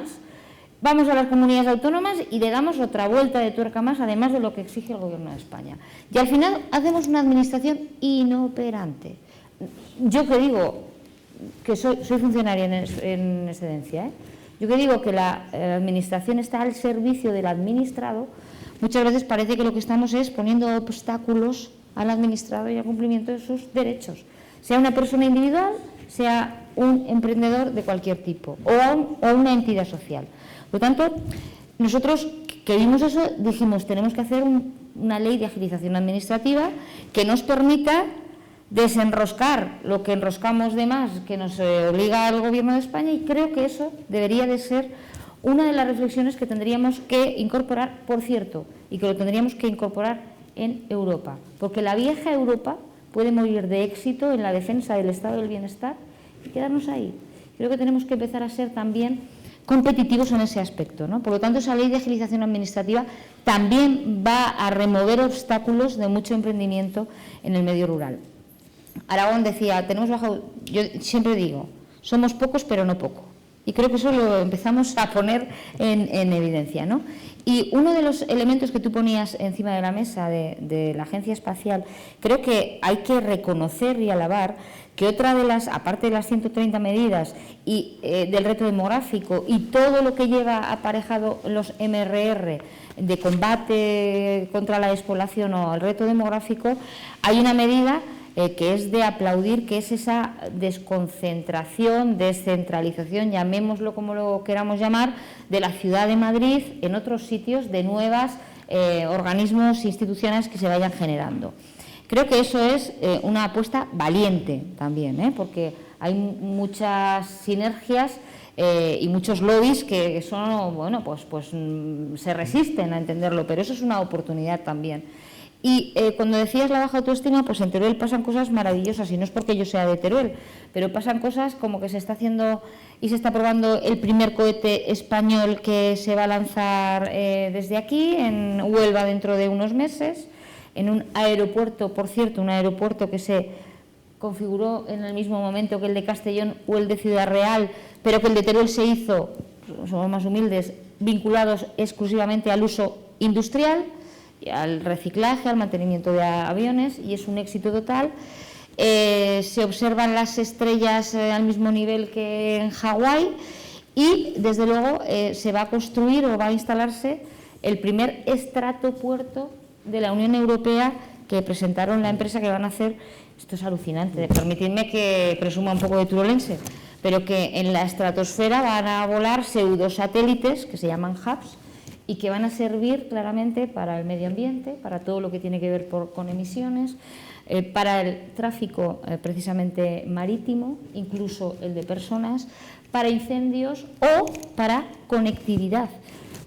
Bueno, pues son cosas que te sorprende la vida, que te da, pero pasan cosas tan impresionantes como estas, ¿no? Y yo, desde luego, pues aquí tenemos un influyente miembro del Gobierno de España e intentaremos que la Agencia Espacial Española pueda estar en Teruel. Yo creo que sería una oportunidad y, desde luego, una lección de primer nivel. No, está en el procedimiento todavía, estamos y yo creo que hay muchos ingredientes para que pudiera ser realidad. Permitirme este exceso de turolense. Muchas gracias. Rápido, ¿por qué sectores son, ¿no?, por los que hay que apostar? Yo te diría que hay que apostar por aquellos por los que el territorio y la sociedad esté preparada y convencida que vale la pena apostar. Y es más, y hay que hacerlo desde un trabajo y un acuerdo conjunto entre instituciones, empresas y ciudadanía. Cuando decimos, ¿no?, por qué sector apostamos, estamos hablando de por qué modelo económico queremos en nuestra región y, por tanto, cómo también esto va a condicionar a toda la dinámica también social de una comarca concreta. Y eso, para que sea un éxito, no puede ser únicamente la idea feliz de una persona, ni siquiera de un gobernante. Tampoco puede serlo únicamente una visión de un gran empresario sino que ahí necesitas, en cierta manera, espacios que sean compartidos. Porque es cierto, porque en el fondo también todos compiten con todos, y los territorios, de una manera sana. Y yo creo que ahí, insisto, creo que lo fundamental es, ¿no?, cada territorio tiene una historia, un pasado y una manera de ver el mundo de una manera concreta, entre comillas, con matices o al menos, ¿de acuerdo?, con experiencias previas que permiten poder encarar con mayor éxito una línea u otra. Saber acertar, ¿no?, saber identificar oportunidades a partir de realidades que tú tienes. Hombre, si yo tengo el único aeropuerto que se diseñó pensando más en un planteamiento de reforma, rehabilitación o de mejora industrial, ¿no?, de aeronaves, pues tengo una oportunidad que otros no tienen. Y si resulta que tengo una parte del sector económico que está dispuesta a liderar y un presidente que dice que lo sienta a la mesa para que todos vayan en la misma dirección, pues tiene mayor garantías de éxito. Porque esto no es únicamente decir, oye, yo es que quiero ser esto. No. Para conseguir eso pide grandes esfuerzos a todos los niveles. Y de alguna manera la nueva gobernanza, la manera de entender la gobernanza del siglo XXI es aquella en la que nadie manda de manera absoluta, sino que es capaz de conseguir alianzas que hagan posible la materialización de determinados proyectos.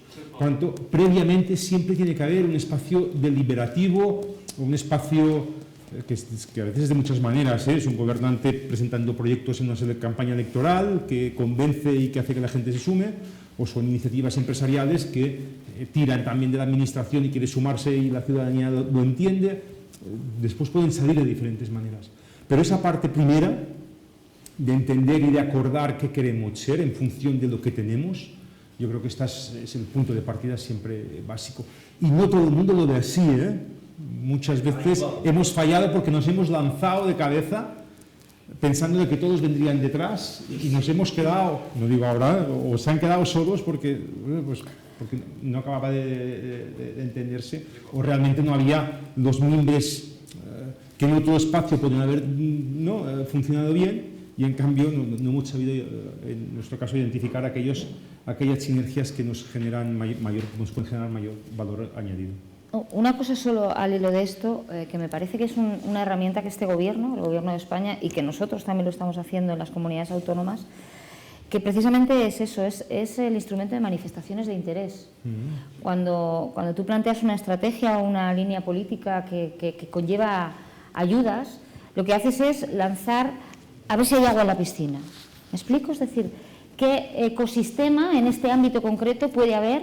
¿Qué necesidades tienen? ¿Qué realidad hay en este ámbito? Y una vez recogido todo eso, tú haces una convocatoria que se adapte precisamente a esa realidad. Yo creo que eso, que en cierta manera ha habido a gente que ha confundido, ¿no?, porque se pensaban que eran convocatorias ya, que no, es la manera de percibir y de contar precisamente con la realidad que tienes, es decir, no con la idea brillante que podemos tener un gobernante en Madrid, en Zaragoza o en Toledo, sino de adaptarnos claramente a la realidad que existe en cada uno de los ámbitos sectoriales en los que tú quieres dirigirte y desde luego quieres ser eficaz y quieres responder a la realidad. Continuamos. Bueno, ahora voy a lanzar el speech. Y luego. De aprovechar. Bueno, en primer lugar voy a contaros un poco del lugar desde el que voy a hablar, ¿no? Para que poneros en contexto. Bueno, yo soy de Asturias. He estado viviendo muchos años en Barcelona y en Madrid también. Y hace 10 años decidí, por una idea romántica, volver a Asturias, ¿no? Porque creía que quería hacer algo, ¿no? Entonces me fui a lo mejor de la ciudad de Madrid a una aldea muy pequeña y bueno, pues entonces se supone que soy una de esas personas que han retornado. Pero bueno, en antecedentes familiares, mis abuelos, por ejemplo, yo tenía un abuelo metalúrgico que era de las cuencas mineras, ¿no? Carbón y tal, ya sabes. Y otro abuelo que era agricultor, ganadero, campesino, tenían un minifundio con 4 vacas, la leche, las patatas, bueno. Entonces, yo lo que creo es que aquí se han cometido grandes errores en su día, ¿no? En su día entender que las políticas agrarias comunes de la Unión Europea tenían que ser homogéneas para todo el territorio. Y eso ha sido un gran error, porque si bien que no es homogénea en Europa, o la homogeneidad de España no tiene nada que ver Asturias con Andalucía. Y la forma tampoco de conexión que hay con la tierra. Entonces, bueno, todo esto es primero para ponernos en contexto y ahora os voy a lanzar unas sugerencias. Yo creo que todo pasa muchas veces porque en los pueblos o la gente que fija población en los pueblos, porque yo no me voy a dedicar a las tareas primarias, no me voy a subir con una guadaña como hacía mi abuelo a cortar el monte, que a lo mejor hago otras cosas. Pero si vivo en una aldea, fijo población en la aldea. Y entonces consumo también en mi entorno. Y voy al carnicero, el carpintero, el autónomo, el fontanero, y eso fija población, ¿no? Y entonces yo lo que propondría es que diseñarais un plan de beneficios fiscales para gente que está fijando población en el territorio, aunque no se dediquen exactamente a labores primarias en relación con el campo, y después que esto no se puede hacer sin un plan de movilidad, porque, vamos a ver, y entonces ahí entramos en contradicciones. Si yo quiero vivir en el campo, si ahora casi no tengo transporte público, si encima coger el coche me supone una millonada, ¿cómo voy a vivir en el campo? ¿Qué beneficio tengo yo para vivir en el campo? Por favor, si todos son inconvenientes. Si después me quiero trasladar a una ciudad, bueno, si ahora me quiero trasladar, por ejemplo, yo vivo a 20 minutos de Gijón, ¿no? Pero para aparcar el coche en Gijón necesito, claro, es que llega un momento que dices tú, el plan de movilidad es importantísimo, y yo creo que se ha destruido mucho transporte público en relación con los pueblos, ¿no? Mientras en las grandes ciudades pues funciona perfectamente, pero los pueblos no. Y bueno, nada, simplemente eso, y bueno, también os propondría políticas de formación, tanto de FPs como de carreras universitarias, dedicadas al campo y a dignificar el campo y el medio rural. Muchas gracias. ¿Carmen? Sí, pues mi nombre es Carmen Andrés y soy diputada por Barcelona. Anteriormente es concejala, bastantes años en Barcelona, pero soy de Calanda, con casa en Calanda. Por Dios, qué bien. Muchas gracias por el expreso. Me encanta. Pues, ¿ves cómo va a haber gente en Teruel si está todo el mundo fuera? No puede ser. Súper reconocido. Qué bien. Sí, pues, bueno, además, con mucho, porque tengo casi... El exalcalde es mi director general de Administración Local. Ah, sí. José Ramón Ibáñez. Y el alcalde es diputado, tengo enfrente, la bancada de enfrente del PP.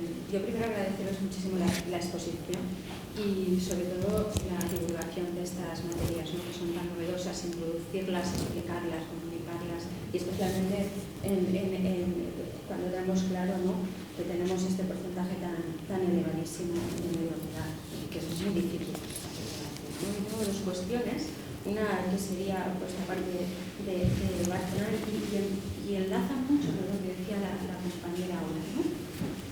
Una sería por esta parte de Barcelona, más dirigida a Mar, ¿no?, que es el tema de la autoproducción y el autoconsumo de energías, me refiero a placas solares, ¿no? Y con esto que también nos decía Santi, ¿no?, cómo encajar todas las estrategias de todas las políticas con la rehabilitación, que parece que en el ideario y en la teoría está claro y en la práctica pues no está tan claro, ¿no? Cuando rehabilitamos edificios en grandes ciudades o cuando construimos esta posibilidad de esta autoproducción de placas solares, ¿no? Y otra para Mar, una preocupación es las palancas permiten el equilibrio entre la agricultura y lo que decía Maite, ¿no?, esta oportunidad que nos brinda la producción de energías limpias en el medio rural. O muchos agricultores se van a ver tentados a abandonar la agricultura, ¿no? Ahora mismo esta tormenta horrible que ha habido en Andorra, en Calanda, ¿no?, que se ha llevado pues, casi todo el melocotón en mi pueblo, ¿no? Pues no van a tener la tentación de tirarse por ocupar la tierra con placas y dejar la agricultura, y entonces ya no estamos en la línea de la sostenibilidad porque importamos lo que comemos, ¿no? Y se consume más energía limpia, ¿no?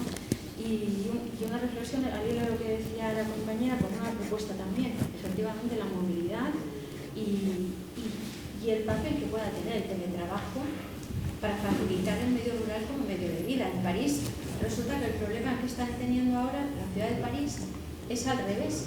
En París, en 5 años, se han ido más de 50.000 personas a vivir en un pueblo, en su pueblo de origen, porque pueden teletrabajar y tienen un plan de movilidad que les permite acudir a la metrópoli, a reuniones, a las cuestiones más básicas, ¿no? Quizá se trata de que la gente no se vaya del pueblo, pero que también la gente vuelva al pueblo a trabajar y utilizando pues, lo que nos ha enseñado la pandemia, que podemos trabajar, tener el puesto de trabajo en un sitio y elegir efectivamente dónde vivimos. Elegir dónde trabajamos, eso ya es un asunto, pero quizá aprovecharlo, ¿no? También.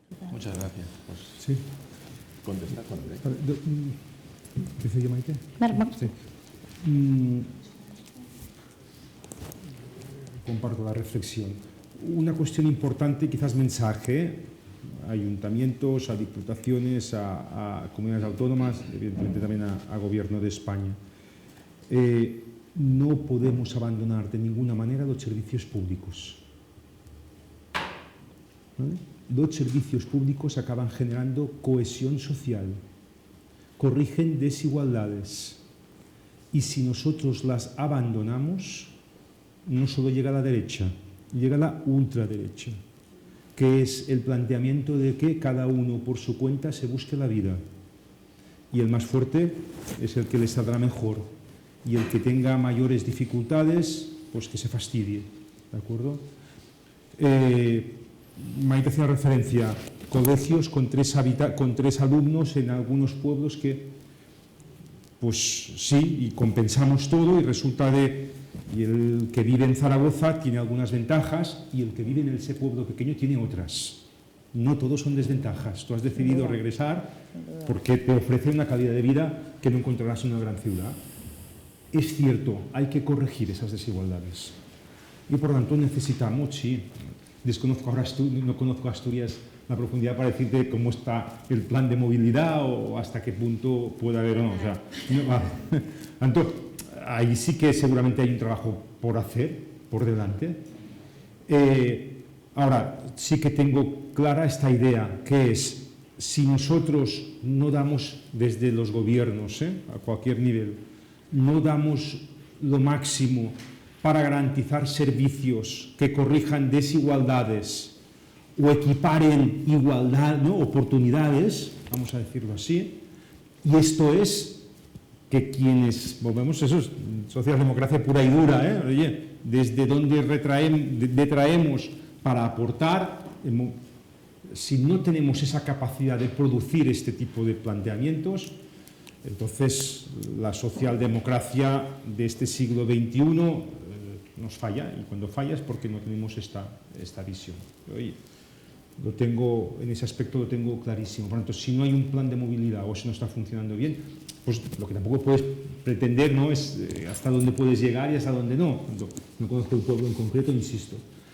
Pero este tipo de discusiones, que yo las he vivido en territorios diferentes y he tenido oportunidades o responsabilidades de gobierno en diferentes espacios, evidentemente esta es, digo porque seguramente hay concejales, hay de todo, ¿no?, por aquí, no perdamos nunca de vista esto, ¿vale? La importancia de los servicios públicos como elementos cohesionadores de sociedad, y que los únicos que los acabamos defendiendo por modelo ideológico acabamos siendo nosotros. Me quedaría ahí, la parte te la dejo a ti, Maite. En la parte de las placas fotovoltaicas y el territorio y cómo, ¿vale?, y me refiero a Cataluña. No, primera cuestión general, que hay que saber que aunque llenemos todos nuestros tejados enteros de placas, no cubrimos el espacio, no tenemos superficie suficiente para producir toda la energía que necesitamos para todo, ¿de acuerdo? Por lo tanto, si queremos cerrar centrales de carbón y centrales nucleares y queremos hacer ese cambio, necesitamos de una parte del suelo rústico, ¿vale? Esta parte de aquí es importante. ¿Necesitamos un 50% del suelo rústico? No. ¿Un 10%? Tampoco. Necesitamos un 2 y pico % del suelo para producir toda esa energía. Cuidado cuando de repente decimos que llenamos el campo de placas y no vamos a permitir la agricultura. Tampoco. ¿No? Es cierto, en alguna zona irá. Y pensemos en esto. Lo digo porque Cataluña ha cogido un camino, que es el de decir, a mí me interesa muy poco producir energía. Ya la tomaré de Aragón o ya la tomaré de cualquier otro sitio. ¿Vale? Luego no quiero redes de alta tensión. No quiero redes de alta tensión, y eso sí, quiero la soberanía del mundo mundial en mi territorio. ¿Vale? Renunciar a producirte tu propia energía es perder oportunidades también. Y son estrategias que yo creo, y lo digo con toda sinceridad, equivocadas. Y cuando he visto, digo esto porque esto lo he discutido con la gente de Esquerra Republicana o con la gente de la CUP, por supuesto, con ellos no he discutido, pero en fin, la posición de la CUP o de Junts per Cat, porque después de PDeCAT y Junts hay algunas... pero se equivocan en el planteamiento desde lo local, como siempre hay algún tipo de discusión, no tener una visión de conjunto, de territorio, como Aragón pueda tener en vinculación a su territorio, en este caso en Cataluña, y pierde oportunidades. Y ahora ya he acabado viendo, no solamente esto, sino que opciones que sería decir, oye, donde ya el impacto es mínimo, y que es en el mar, con offshore flotante lejos de la costa, donde lo que ves es, pues hay oposiciones también. Claro, la madurez también va acompañada de saber explicar a los ciudadanos que las transformaciones representan cambios, que hay que saber buscar y zonificar y establecer y diseñar, pero quedarnos con la idea de, oye, pues esto ya no va conmigo, y entonces si cada uno parte de ese egoísmo tan ultra, no somos capaces de abordar los grandes problemas. Y yo aquí sí que animaría, digo porque quizás Cataluña es el paradigma de lo que representa una sociedad con una visión emprendedora, industrial y una visión que está en este momento parada y que acabará perdiendo oportunidades, porque está la petroquímica en Tarragona, por poner ejemplo, que eso son industrias altamente demandantes de energía y que si la tienen al lado, la tienen cerca, ganan posibilidades y en cambio si no la tienes cerca, pues no ganas esas posibilidades. Pongo un ejemplo y acabo. Bueno, ahora hemos visto la gigafactoría en Valencia. Bueno, en Aragón había y en Extremadura hay otra posibilidad. Estos territorios juegan con más fuerza porque tienen capacidad de producir energía a precios muchísimo más baratos porque es energía renovable y por tanto estás alimentando, cuando tú produces la energía cerca a precios muy económicos, alimentando que determinadas industrias altamente demandantes de energía, gigafactoría es hacer las baterías de los coches, para entendernos, esto necesita una cantidad de energía enorme. Pues si tú la produces a partir del sol, la tienes a precios, inmediatamente estás ganando oportunidades y creo que es importante no perder de vista esta visión a la hora de no quedarnos con ciertos toques. Amazon está en Aragón precisamente por eso. El almacenamiento de datos y la gestión de datos consume mucha energía y desde luego uno de los elementos que inclinaron la balanza fue precisamente esa expectativa, ¿no?, de tener la energía mucho más barata. La verdad es que habéis abierto debates como para ir rápidos. Completamente de acuerdo. Fijaros si pasan cosas extraordinarias en Teruel, que nació hasta un tal Luis Buñuel en Calanda, que es un, vamos. Me alegra un montón, de verdad. Pero has dicho algo que es muy interesante y es la amenaza o el riesgo que corremos también como sociedad, ¿no? Porque efectivamente la vida en el campo no es fácil, no es dura y yo creo que pasa por una figura que es la ordenación del territorio, cumplir la legislación, como no puede ser de otra manera, e intentar, ¿es una oportunidad las energías renovables? Sí, pero no es la única. Tenemos que buscar la compatibilidad de todas las actividades económicas que están surgiendo en el territorio. Pero es cierto que es muy goloso decir, yo te cojo 2 o 3 hectáreas, te voy a dar una pasta y aquí no. Nosotros, desde luego, eso lo estamos controlando mucho en Aragón, que desde luego donde esté funcionando una viña, que tenemos grandes vinos en Aragón, hombre, pues que no te las quites para venderlas y que pongan aquí molinos o plantas fotovoltaicas, es decir, intentar hacer compatible todas las actividades, ¿no?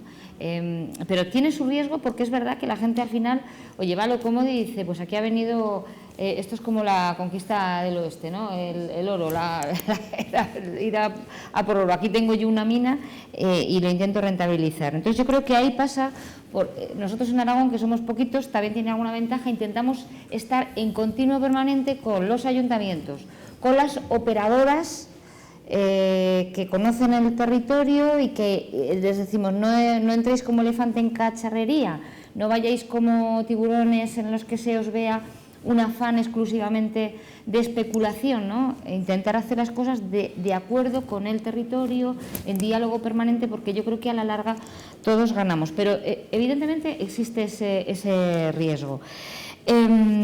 Hablabas del tema del teletrabajo, que lo decía yo, por eso lo que aprobó el Consejo de Ministros el otro día, esa actualización de la agenda digital es muy interesante, con todas las infraestructuras que conllevan.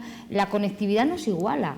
La física era en el siglo XX, que nos permitía movernos, viajar, y la tecnológica nos permite estar en cualquier otro sitio, en nuestra propia casa, en nuestro propio comercio, en nuestra propia empresa. Por lo tanto, es absolutamente imprescindible dar ese empujón. Yo creo que en este momento eso lo teníamos todos identificados como retos y lo que nos va a permitir los fondos europeos es hacerlo más rápido, ganar tiempo a esos desafíos.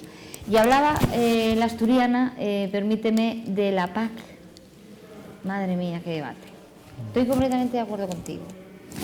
Es la única política agraria común real, la única, y da café para todos. Y además, poder generar un equilibrio entre intereses de territorios es bien complejo. Yo creo que el ministro ha hecho un esfuerzo, ha mejorado cualitativa y cuantitativamente mucho la PAC actual, pero yo sigo diciendo que hay que pagar a la gente que trabaja la tierra, no al que especula con la tierra. Y eso todavía se nos ha quedado en el tintero. Eso se nos ha quedado en el tintero. porque no es normal que la PAC la cobre la gente que vive en Sevilla, en Valladolid, Zaragoza o en Madrid, y eso va a seguir pasando. Creo que ese es el elemento que nos...